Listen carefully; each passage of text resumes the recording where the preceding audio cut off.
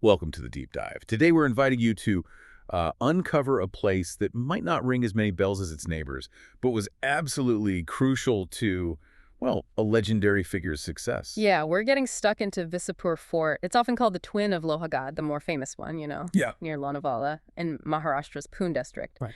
And we've been looking at some, frankly, fascinating historical sources. They really show how Visapur, though often just a footnote, played this silent but powerful role in Chhatrapati Shivaji Maharaj's strategies. Exactly. And our mission today really is not just to list facts, it's to peel back the layers, understand the genius behind using this fort. We want to figure out why it was so important, how it helped control the region, and maybe what surprising lessons it holds about military thinking back then. Yeah, let's unpack this sort of overlooked guardian. Okay, so Visapur Fort, the silent guardian. Tell us about its location, its physical presence.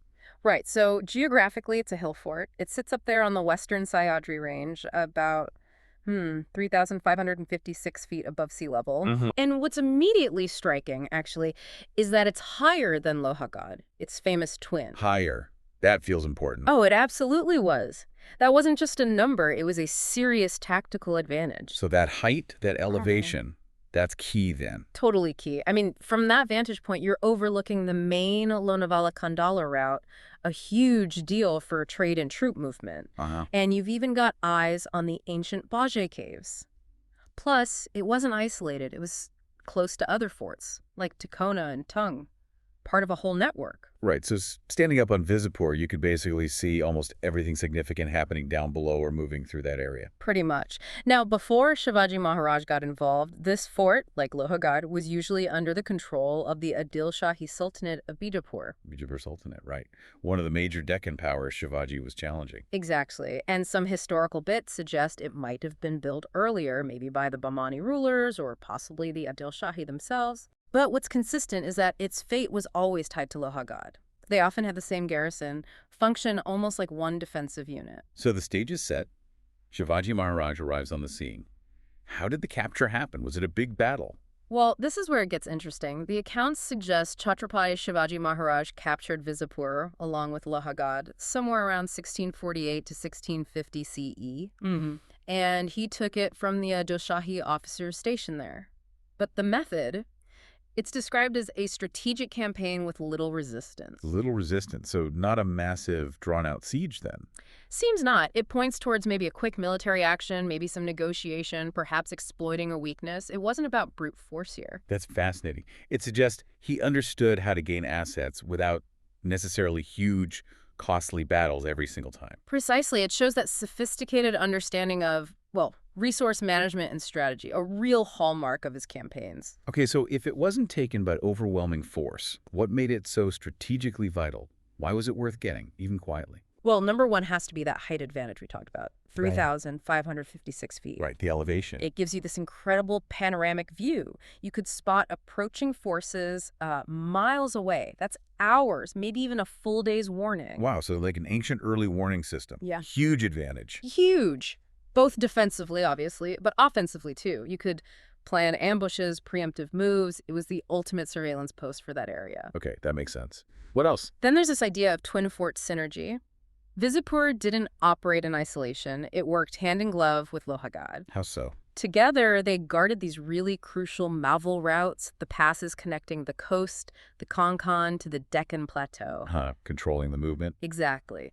By holding Visapur, especially the higher fort, Shivaji effectively controlled this major bottleneck, all movement through the Khandala and Bhaje regions.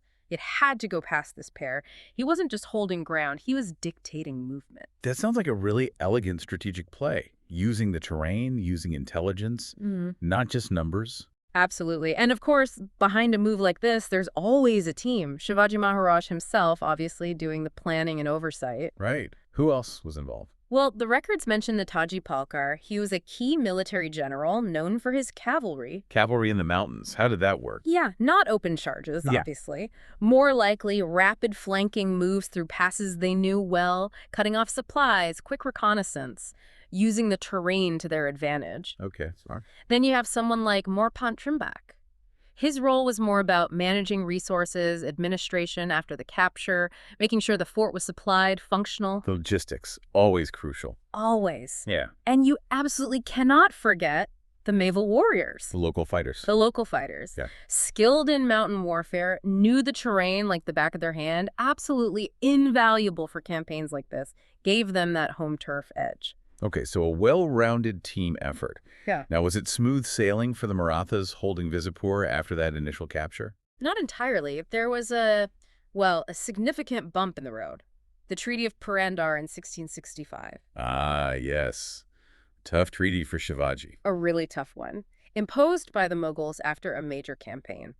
And the sources suggest Visapur may have been one of the forts handed over to the Mughals as part of those concessions. Which just shows how valuable the Mughals thought it was too, right? Exactly. If your enemy forces you to give something up, it's usually because they recognize its importance. But Shivaji wasn't known for letting go of strategic assets for long. Definitely not. The records are clear. He made a swift move to recapture Visapur and Lohagad around 1670. Took back a whole bunch of forts, actually. So he reestablished control pretty decisively. Yes. Solidified Maratha control again. It just underlines how vital Visapur was to his whole vision for securing that region. And once it was firmly back, did he just, move back in? Or did he make changes? He didn't just reclaim it. He really enhanced it, put his stamp on it. Strategically speaking. Significant improvements. The fort walls, the ramparts, the entrance defenses, they were repaired, strengthened, made it even tougher. Okay, reinforcing the basics. Yes, but also thinking about logistics. He set up proper storage areas for supplies, weapons, turned it into more of a logistical hub, not just a defensive point. Right, making it sustainable. And building on that natural surveillance strength, he added new dedicated watch posts. Positioned specifically to cover Lohagad and the valley below, maximize that integrated viewpoint. Interesting. And what about non-military aspects? Anything else change? Well, what's fascinating is that even with all these military upgrades, things like the Hanuman Mandir, the temple on the fort, were kept up, maintained.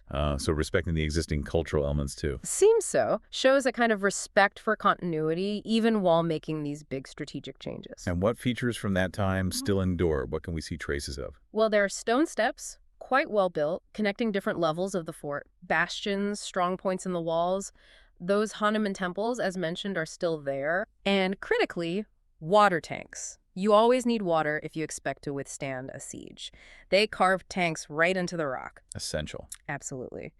And also caves, used for shelter and grain stores, also carved into the rock. Shows real foresight, planning for the long haul for any eventuality. So when we pull all this together, Yeah. what's the big takeaway? What does Visapur really tell us? I think it really hammers home this idea of understated yet incredibly powerful significance. Bijapur might not get the headlines like Lohagad or some other massive fort. Right, it's the silent partner. Exactly. But its role in Shivaji Maharaj's overall strategy, it was decisive.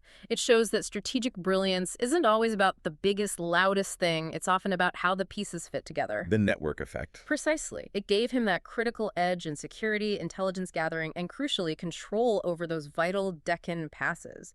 Visapur wasn't just a location, it was like a linchpin holding a larger structure together. It really makes you appreciate that sometimes the less obvious elements are the ones that actually make the whole system work. Couldn't agree more. It's a fantastic example of that.